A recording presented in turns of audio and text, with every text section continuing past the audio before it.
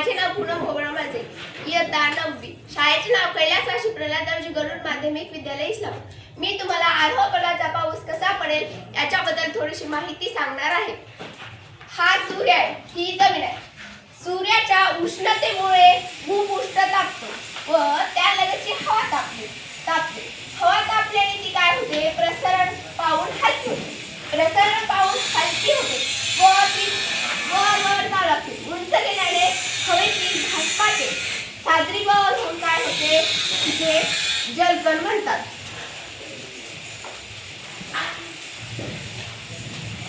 हवेतील सादरीभवन होऊन जलकण म्हणतात व अशा प्रकारे आरोह प्रकारचा पाऊस पडतो. हा पाऊस जास्तीत जास्त मला तर दुपारनंतरच पडतो.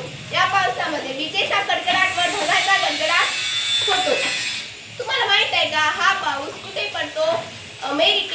अमेरिकेत, आफ्रिकेतील कांगो नदीचे खोरे व अमेरिकेतील ॲमेझॉन नदीचे खोरे या भागांमध्ये हा पाऊस पडतो. हा पाऊस पृथ्वीवर खूपच मर्यादित